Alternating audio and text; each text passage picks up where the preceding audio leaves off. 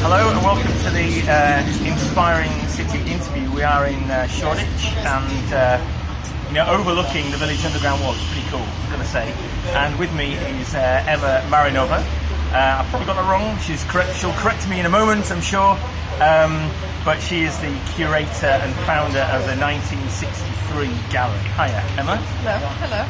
So, thanks for joining us. I suppose the real reason why we're discussing is you've been doing this now for 1 year. In fact, it's your 1 year anniversary, isn't it? Tell me about the show.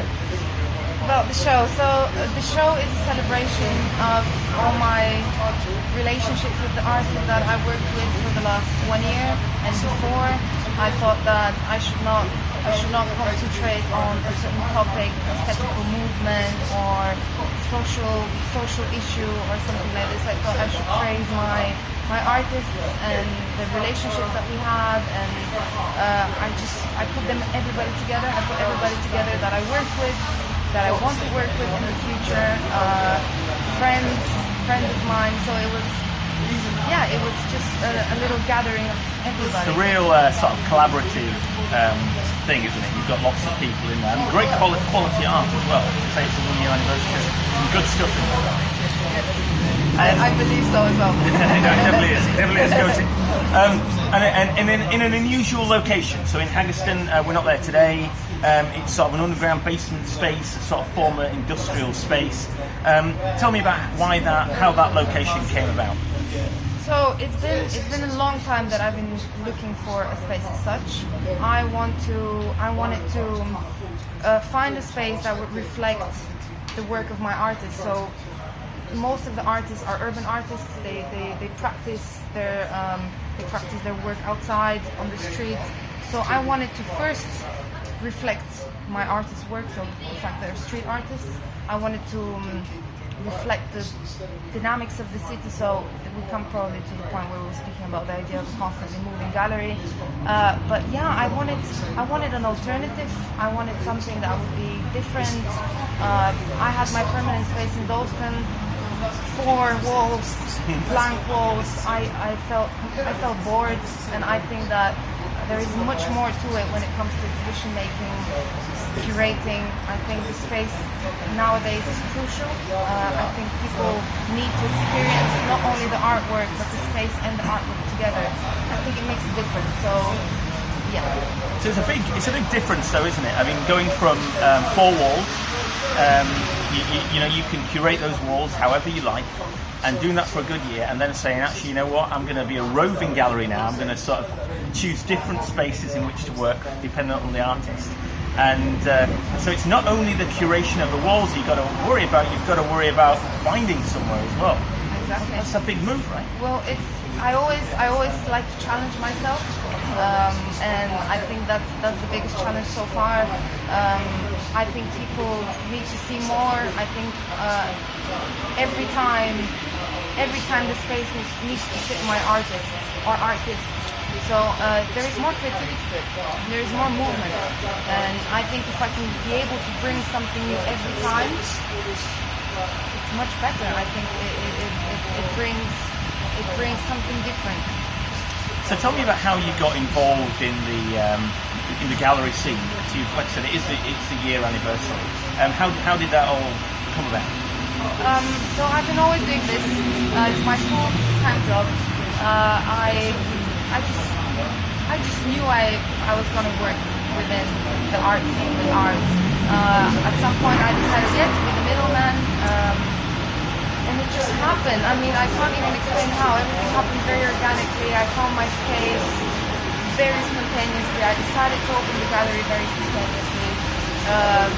Pang, my long-term friend, an amazing artist, she really encouraged me to continue with this, to push this forward. So I opened my first show, my gallery with her. I was not thinking to continue with this, but then she was like, you have to go for it, this is what you always wanted to do, this is what you do, just go for it. And it's just organically, I don't know, it's just like meant to happen. So how did you find the space? I mean, originally, to start you all off in Dalston, it was like another basement. How did that come about? So my friend, he was running a record store in a basement, go down the stairs, and then just opposite the record store you have this just just room. It was a room. It was full of trash, green walls, holes everywhere. And then we came down with Fitzy, with Pang. We were organizing her show, and then she saw the room. She said, "What is this? Let's go inside and have a look." And then she was like, "This is perfect.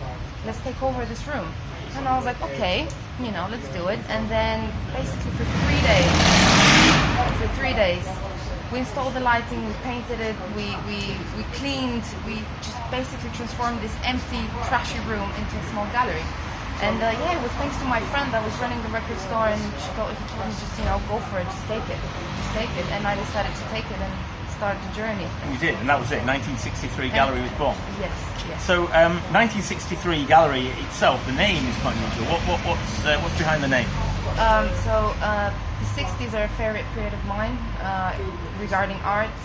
I think it's the golden age, the golden decade of art.